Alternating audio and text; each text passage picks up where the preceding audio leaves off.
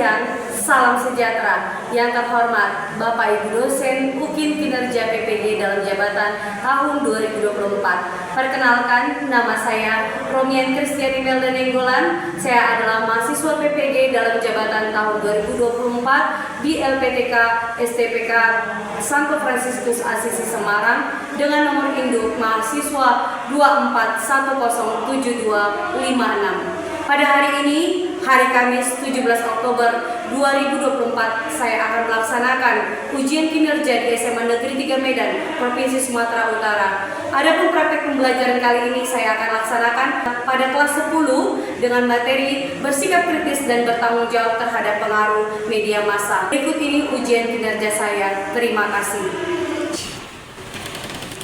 Selamat pagi anak ibu semuanya. Pagi ibu. Ya. Coba semangat lagi semuanya. Pagi ibu. Ya gitulah, ya kan? Anak-anak ibu ya harus semangat ya. Nah, ya, kita kan mulai baik anak-anak yang terkasih. Ya, hari ini kita akan melanjutkan materi kita tentang bersikap kritis dan bertanggung jawab terhadap pengaruh media massa. Sebelum kita lanjut kepada doa pembuka, saya mau menyampaikan kepada anak-anak ibu, coba dicek dulu laci kita apakah sudah bersih atau apa. Kemudian coba dirapikan dulu. Yuk, pembelajaran kita hari ini dengan doa pembuka. Silakan siapa yang berkenan untuk membuka? Membuka kegiatan kita, silakan. Oke, Regina silakan maju ke depan. Sebelum memulai proses belajar, kami menyatukan hati kita dengan berdoa dan dalam nama Bapa dan Putra dan Roh Kudus. Amin. Terima kasih banyak Bapak untuk segala berkatmu sampai hari ini. Berkatilah Tuhan proses belajar dan mengajar kami. Berkati guru yang mengajar kami, bimbing dengan Roh Kudus agar dapat dengan sabar membina kami. Dan buat kami anak-anaknya, berikan kami rahmat keindahan Tuhan supaya dapat menerima pelajaran yang diberikan kepada kami. Dalam nama Tuhan Yesus Kristus kami berdoa dan mengucap syukur. Amin. Dalam nama Bapa dan Putra dan Roh Kudus. Amin. Oke, baik. Terima kasih Regina. Baik, maka saatnya saya akan cek kehadiran kita semuanya. Apakah kita hadir? Saya akan buka ya. Saya akan cek dulu ya. Maria Beatrice Purba. Ada Bu. Margaret Komiki Buta Putar. Amanda Situmorang. Giovanni Panjaitan. Regina Semanmata. Oke, baik. Berarti semuanya hadir, syukur kepada Tuhan. Ya kan? Semuanya sudah lengkapnya ya. Oke, baik. Anak-anak yang terkasih, hari ini ya. Tema kita adalah bersikap kritis dan bertanggung jawab terhadap pengaruh media massa. Ya, karena ini tentang media massa ini artinya materi yang umum ya, artinya media itu udah pernah kita dengar ya. Nah, baik ya. Nah, karena kita sudah ini, sebelumnya saya mau bertanya, sebelum kita sampai kepada materi lanjutan, saya mau bertanya kepada anak-anak ibu tentang materi kita sebelumnya tentang materi apa? Suara hati. Siapa yang masih ingat materi suara hati minggu lalu yang sudah kita pelajari? Apa itu suara hati? Siapa yang masih ingat tentang suara hati? Silakan Beatrice. Suara hati adalah pedoman dan petunjuk kita. Indeks kenapa kita ada contohnya. Ketika kita jumpa uang di jalan, itu kan kita pasti ada suara hati kita menunjukkan kembalikan uang itu atau kayak laporkan kepada pihak yang berwajib untuk mengembalikan uang itu. Tapi kalau misalnya suara hati kita nggak begitu, pasti kita harus mengambil uang itu tanpa berpikir di depannya. Oke, baik. Terima kasih buat Beatrice ya. Nah, Beatrice masih mengingat bahwasanya suara hati itu bisa sebagai petunjuk atau indeks ya, yang dimana suara hati itu mengarahkan kita untuk melakukan suatu tindakan, bersikap. Apa yang harus kita lakukan? Apakah kita melakukan tindakan positif kah atau tindakan yang negatif, begitu ya? Oke, dari anak-anak yang lainnya, bagaimana tentang suara hati yang sebelumnya kita sudah bahas loh minggu lalu, ya kan? Oke, silakan Giovanni. Menurut saya, suara hati itu kayak hati nurani yang membuat suara pribadi yang mengambil keputusan. Suara hati itu adalah suara hati itu adalah hati nurani yang dapat mengambil keputusan atau menuntun kita supaya kita mengambil suatu keputusan gitu ya. Oke, baik. Itu aja Giovanni? Oke, baik. Terima kasih Giovanni ya. Kemudian menurut anak-anak ibu, siapa lagi yang masih ingat ya? Apakah suara hati itu bisa keliru atau bisa tumpul kan? Bisa. Kenapa suara itu bisa tumpul? Yuk, siapa duluan? Amanda duluan kah atau Regina? Silakan Amanda. Oke, silakan Amanda. Kalau suara hati bisa tumpul. Suara hati itu terlalu sering tidak mendengar suara hati. Jadi kalau suara hati itu karena terlalu sering ya, kita nggak pernah mendengarkan suara hati sehingga suara hati bisa tumpul. Yuk, Regina yuk. Kenapa suara hati bisa tumpul? Bisa juga karena kita tuh terpengaruh sama media massa atau kita terlalu sering membaca hal buruk, jadi kita tuh mengikuti hal yang negatif dan menggerakkan suara hati kita gitu loh. Dan juga itu dari pendidikan juga bisa dari keluarga. Kalau kita keluarganya di lingkungan yang sehat, kita juga bisa mendengar suara hati kita yang mengarahkan kita ke hal yang positif. Oke, baik, terima kasih. Sepertinya semua sudah mulai ya ya. Nah, kemudian bentuk aktualisasimu dari pembelajaran kita minggu yang lalu. Apa yang sudah kamu lakukan? Aktivitas yang langsung kamu lakukan dari tindakan ketika kita sudah mempelajari tentang suara hati itu seperti apa, kan gitu kan? Nah, kemudian apa aksi yang akan kamu lakukan untuk supaya kamu tetap membina suara hatimu tadi, supaya suara hati itu tidak tumpul, kan gitu tadi ya? Nah, apa yang sudah kamu lakukan? Aksi nyata yang sudah kamu lakukan, misalnya seperti apa? Silakan Margaret. Aksi yang sudah saya lakukan mungkin nggak saya juga, tapi teman-temannya juga mungkin kayak kita ada tugas sekolah tapi di suara hati kita terlalu asik dengan media masa kita kayak bentar lagi lah kayak sebenarnya suara hati itu udah kayak berjalan udah selesai jadi kita juga berpikir di situ kita bisa melawan rasa malas kita terhadap komunikasi yang kita miliki. Oke, jadi kita tidak lagi menunda-nunda ya. Dari sebelum kita belajar tentang materi suara hati, kita sering menunda-nunda. Nah, setelah belajar suara hati, kita mulai mendengarkan, mengasah suara hati kita. Udah, jangan lagi ditunda, langsung dikerjakan. Gitu ya. Oke, terima kasih buat Margaret. Ada lagi yang mau memberikan pengalamannya setelah belajar suara hati? Saya Bu semakin artinya termotivasi Bu, kan gitu kan? Ada lagi kira-kira? Saya Bu setelah belajar suara hati, saya semakin peka Bu dengan perkataan apa yang dikatakan hati nurani saya. Artinya saya selalu ketika saya mau mendengarkan kata suara hati saya semakin nyaman, gitu ya kan? Nah, gitu ya. Ada lagi yang mau menambahkan? Kira-kira yang pengalamannya silakan. Jadi pengalaman saya Bu, saya pernah saat ujian itu saya itu melihat semua teman-teman saya itu nyontek. Terus saya juga hampir cuman gara-gara ada suara hati yang bilang kayak jangan nyontek, akhirnya saya tidak terpengaruh oleh teman-teman. Oke, baik, terima kasih Bunda. Ya jelas ya, apalagi kita baru PTS ya. Yang Sumatif tengah semester dulu namanya PTS. Sekarang namanya sudah Sumatif tengah semester. Waktu Sumatif tengah semester, Amanda merasakan tergoda ya kan? Apakah aku harus mengikut temanku atau tidak? Baik, ya itulah materi kita tentang suara hati minggu yang lalu. Nah, apa kira-kira kaitannya ya? Apakah ada hubungan suara hati itu dengan pembelajaran kita hari ini? Ada, ya. Hari ini kita akan membahas materi tentang bersikap kritis dan bertanggung jawab terhadap pengaruh media massa. Kita lihat bagaimana keterkaitan antara suara hati tadi dengan materi kita hari ini. Bersikap kritis, ingat ya, bersikap kritis dan bertanggung jawab terhadap pengaruh media massa. Maka dibutuhkan apa? Peran suara hati tadi ketika kita bagaimana mau menentukan pilihan kita bersikap kritis dalam media itu sendiri. Nah, sekarang anak-anak ibu silakan lihat di sini. Saya membuat gambar, dalam slide ini ada beberapa gambar, ya kurang lebih ada 5 gambar. Nah, kita bisa mengamati gambar ini, ya. Kita boleh lihat ini gambar. Ini gambar apa yang pertama ini? Media massa atau koran ya, seperti koran, ya, penyampaian informasi lewat media cetak, kan gitu kan? Kemudian yang kedua itu gambar apa? Anak-anak yang kecanduan game, ya kan? Kemudian ini ada gambar apa? Ini juga ada, bayangkanlah kita bisa melihat ini, ya, seperti apa? Ya, di sini ada ramai, orang yang ramai tapi nggak saling kenal, nggak saling sapa. Kemudian juga di sini, ya, kita lihat ada orang yang sedang berbicara tetapi dia asik dengan gadgetnya. Nah, gambar ini kita amati. Saya mau bertanya kepada kita sebelum saya menyampaikan tujuan pembelajaran kita. Gambar apa yang kita dapat lihat di sini? Gambar apa? Media massa. Media massa. Seperti apa nih? Dan merupakan dunia yang asli. Kemudian apa lagi bisa kita lihat di sini? Menggambarkan apa? Apa yang mau diberitakan gambar ini kepada kita? Kita kalau misalnya hati tidak tutup sendiri, menghiraukan kalau dunia ada yang ada di sendiri kita. Ada sesuatu yang diberikan kepada kita. Artinya dia menggambarkan, menyampaikan kepada kita seperti apa ya? Kita saat ini kan gitu kan? Kemudian saat ini coba ada lagi banyak lagi. Kita jadi tidak berinteraksi sebagai saudara terus Kurangnya interaksi dengan sesama. Kemudian apa lagi ini yang tengah ini. melupakan media massa. Iya, Melupakan media massa yang lalu. melupakan media massa yang lalu. Kemudian kita bisa lihat di sini apa lagi? Jenis-jenis Media massa. media massa. Nah, kemudian pertanyaan kedua, kamu punya media sosial enggak? Punya Bu. Contohnya media sosial apa yang kamu punya? Instagram, TikTok, YouTube, Twitter, ya kan? WhatsApp, ya kan? Apalagi? Snapchat, Capcut, ya banyak ya. Ternyata banyak ya, kali ini ya. Bukan yang satu berarti kalian punya kan? Banyak. Nah sekarang dari media yang kalian punya, kan media sosial yang kalian punya, masalah apa yang kalian dapat lihat pada kelas itu? dari media yang kalian punya tadi. Adakah kira-kira Anda menemukan masalah? Seperti masalah ini?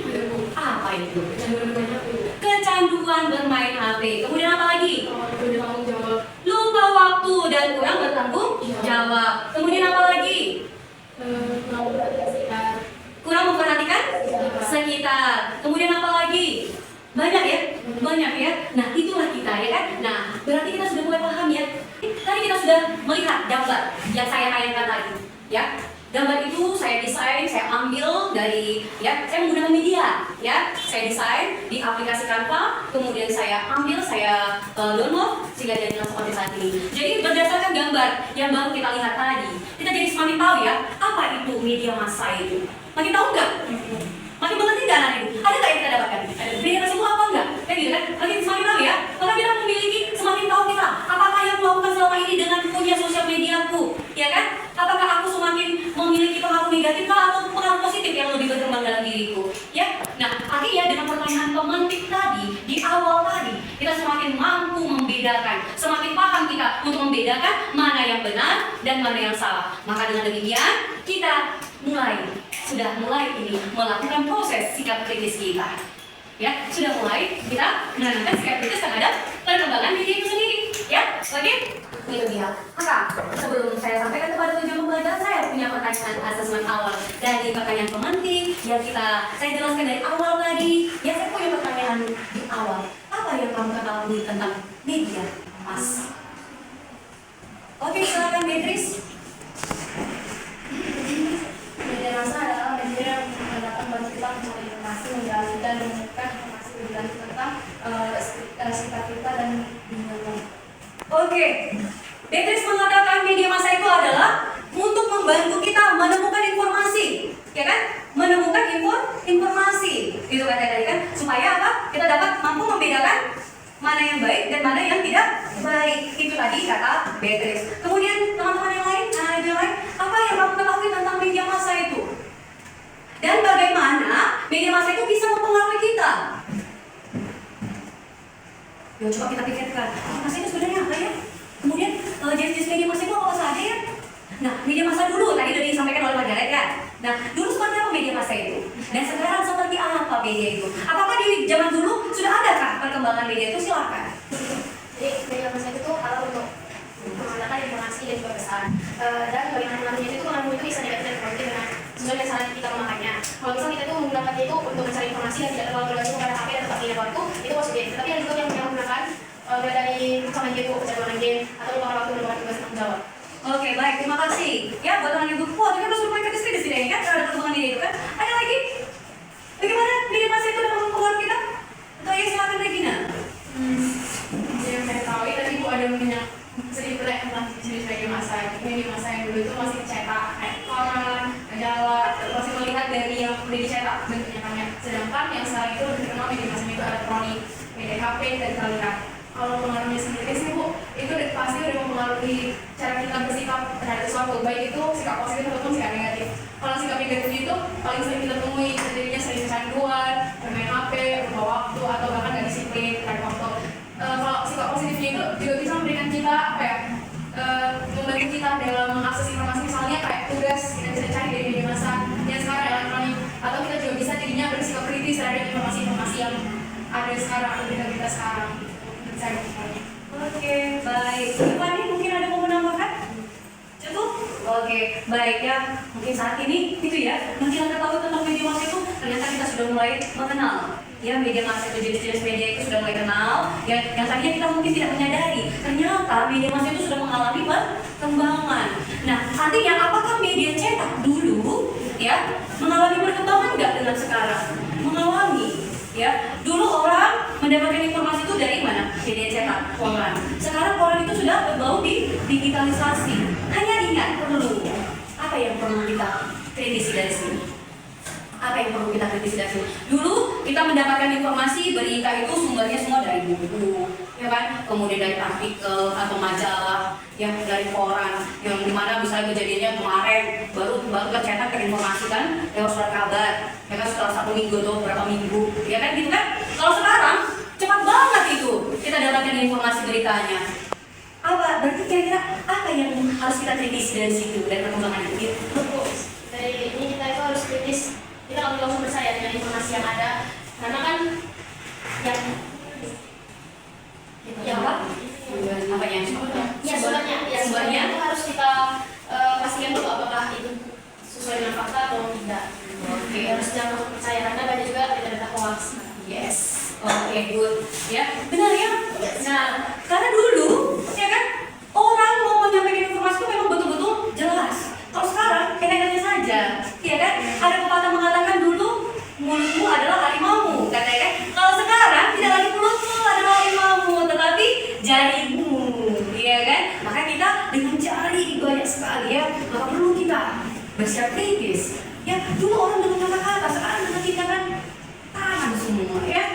Nah, oke, baik, ya.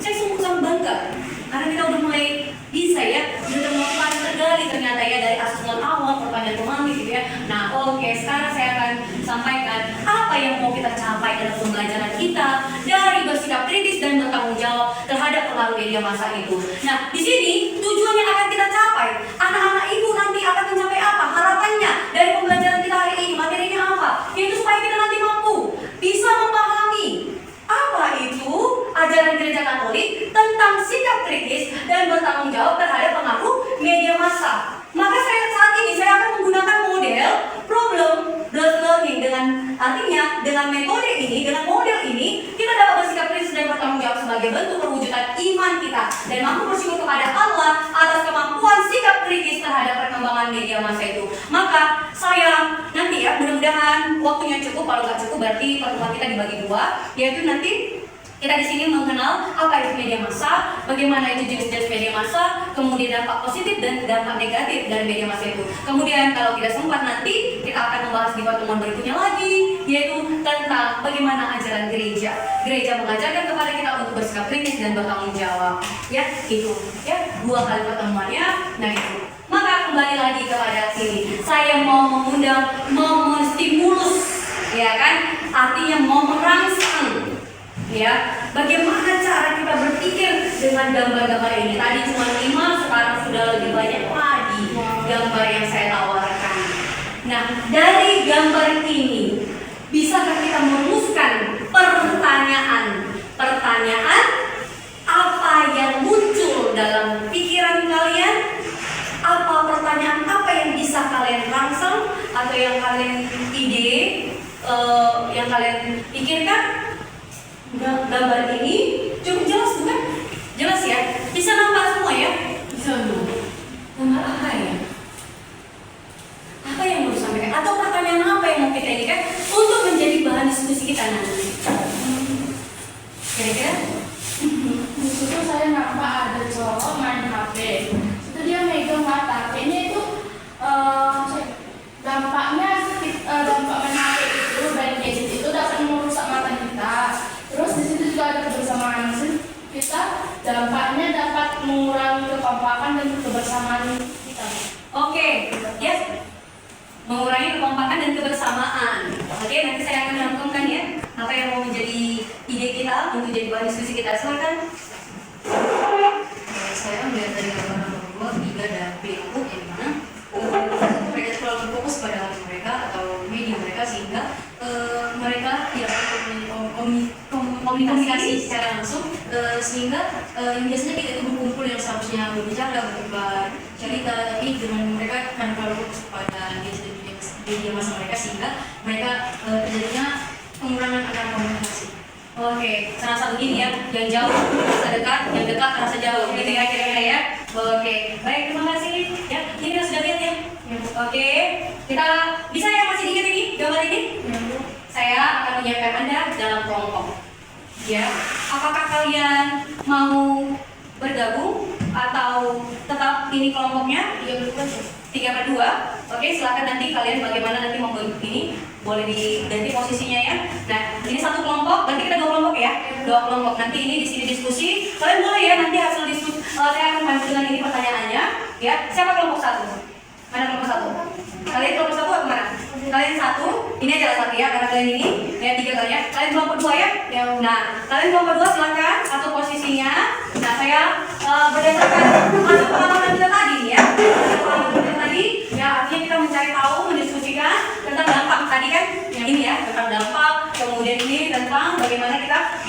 dalam media sosial. Nah, boleh digunakan ya, hasil diskusinya itu boleh dibuat dalam Canva. Nanti dikirim ke saya supaya bisa kita presentasikan. Etika bermedia sosial, ya kan? Menggunakan referensi juga atau dari YouTube juga ada, ya, supaya mengenal ya kan materinya itu bagaimana. Gimana dengan oh iya. Terus ada nggak kira-kira? Kemudian itu kalian bisa menggunakan sumber yang ada di sana. Ya, apakah kalian artinya etika bermedia sosial itu seperti apa gitu? Oke, Semoga dengan hasil hasil diskusi mereka ini bisa membawa pengetahuan yang baru bagi kita ya kan, masukan juga kelemahan. Udah mati.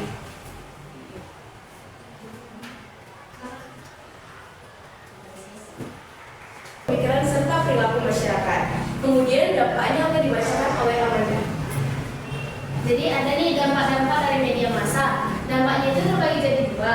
Ada dampak positif dan dampak negatif. Dampak positif itu, media massa ini dapat meningkatkan pengetahuan, memberikan hiburan dan memudahkan komunikasi. Dan juga dampak negatifnya adalah menyebarkan informasi yang keliru, mempengaruhi perilaku negatif dan juga menyebabkan kecanduan. Dan kita di sini juga harus mengakses informasi di media secara presis. Seperti pertama dengan cara verifikasi sumber. Kita harus cek kredibilitas sumber informasi dan validasi data sebelum mempercayai dan menyebarkannya. Kedua, analisa konten. Amati pola penyajian, bias dan juga tujuan dari konten media untuk memahami pesan yang disampaikan. Ketiga, pertimbangan konteks. Kita itu harus mempelajari konteks di balik informasi untuk memperoleh pemahaman yang lebih komprehensif. Kita juga harus mengelola konsumsi media secara sehat. Dan kita dalam mengelola konsumsi media dengan sehat, yaitu satu, terapkan batasan waktu yang wajar untuk konsumsi media massa. Contohnya kita itu jika kita sudah sadar bahwa kita sudah berlebihan untuk bermain HP, kita harus sadar untuk membatasinya dan mengingat waktu untuk pekerjaan apa yang kita lakukan. Dan yang kedua, selektif itu pilih konten positif, konstruktif dan sesuai dengan nilai pribadi. Contohnya itu seperti kita di zaman sekarang banyak yang kita tahu pasti dengan hal-hal yang negatif itu seperti hal saja hubungan dengan seksual dan ya kita harus pandai-pandai memilih konten itu sebagai kita menggunakan media massa itu dengan positif saja. Seperti kita belajar jika kita skill bahasa Inggris kita kurang, jadi kita memilih konten seseorang yang belajar bahasa Inggris dan agar bisa membantu kita. Dan yang ketiga itu seimbang. Luangkan waktu untuk beraktivitas lain yang sehat seperti olahraga dan interaksi sosial. Contohnya itu seperti kita seimbangi dengan keseharian kita itu seperti tadi membatasi, dan juga kita lebih banyak berolahraga dan berinteraksi pada masyarakat lingkungan kita. Dan kita etika dalam media sosial itu adalah respect menghargai privasi dan martabat orang lain dalam berinteraksi dalam media sosial. Contohnya itu seperti jika kita melihat seseorang atau menyukai seseorang, pasti kita tuh kepo dengan kehidupan dia, dengan seperti kayak aduh dia ngapain ya, kayak pasti kepo banget dengan keseharian. Tapi itu adalah sesuatu privasi dia, jadi kita harus juga menghargai privasi dia orang lain. Dan yang kedua adalah kejujuran, menyampaikan informasi dengan akurat dan tidak menyesat itu seperti menyebarkan hoax itu ialah kita harus jujur, kita pun menyampaikan informasi itu dengan kita sudah tahu sumber awalnya itu sumber Kita membuka. Oke, langsung kita mulai ke Nah, jadi kita akan bahas tentang tiga media massa atau pers. Nah, jadi media massa itu bisa jadi non-pers, tapi yang lebih sering disebut media aja.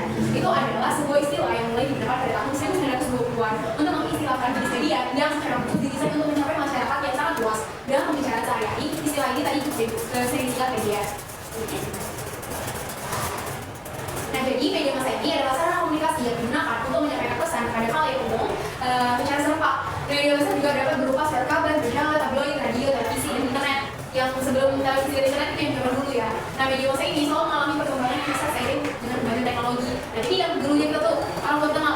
surat kabar ya orang kita udah kalah di penjara kan, kita udah lihat dari IG gitu.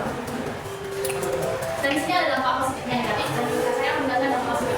Dampak positifnya yaitu satu sebagai sarana semenjak kedua untuk kaya wawasan pengetahuan, tiga memberi hiburan kepada masyarakat, empat bisa mengenalkan pengalaman dunia secara luas, lima sarana pengawasan terhadap kinerja pemerintahan, enam menjadikan media untuk berkomunikasi secara luas. Nah, bukan hanya dampak positif, tapi juga media juga memiliki dampak negatif ya. Yang pertama itu bisa merusak kepribadian kita. Yang tadi kita bahas banyak sekali dari berkali-kali, kita tujuannya tercandu main HP gitu kan. Kita lupa waktu, kita tidak berinteraksi dengan orang kita. Selanjutnya menimbulkan penyakit sosial seperti kenakalan remaja. Karena apa? Karena banyak hal bisa dilihat kan dari sosial media yang nggak bisa dibatasi gitu loh, sama usia gitu. Nah, selanjutnya menimbulkan opini negatif apabila berita yang disampaikan itu tidak benar ataupun hoax.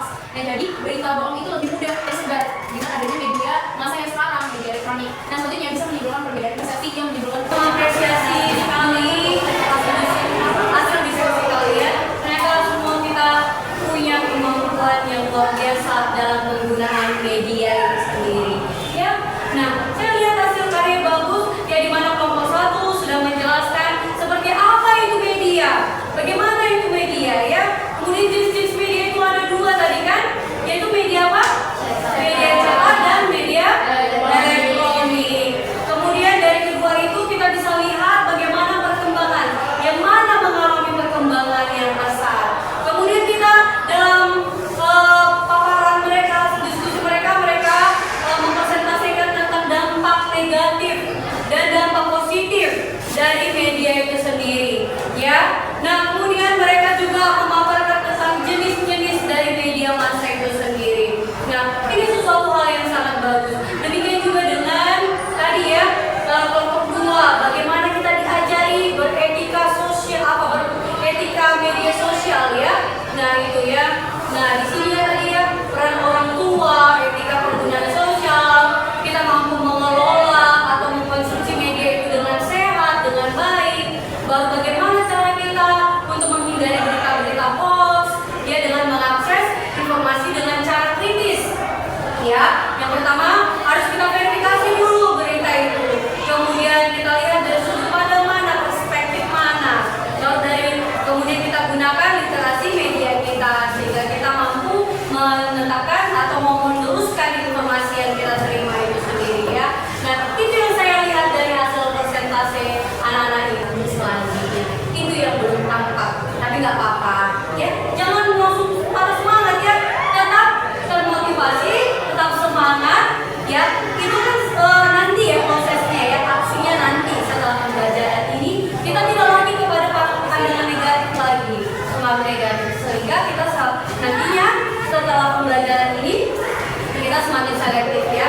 Nah, saya mau menyimpulkan kepada kita ya, hasil pertemuan kita hari ini dari materi kita, bahwasannya media itu memiliki peran dari pemahaman. Saya mau mengukur pemahaman anak-anak ibu tentang media itu sendiri ya. Ini boleh menjadi apa ya, tugasmu nantinya. Nah, untuk mengukur kemampuan kita, pemahaman kita, boleh dituliskan ya hasil sumatif kita. Anak-anak ibu yang terkasih, pertemuan kita untuk selanjutnya masih tetap materi yang sama, yaitu bersikap kritis dan bertanggung jawab terhadap pengaruh media massa, tetapi kita lebih kepada pendalaman ajaran gereja dan kitab suci itu. Maka pesan saya kepada anak-anak ibu supaya dipersiapkan mengisi Tuhan dibaca dalam Bapa dan Putra dan Roh Kudus. Amin. Baik, terima kasih Amanda. Ya, baik, terima kasih buat anak-anak ibu semuanya. Tetap jaga kesehatan, tetap semangat ya.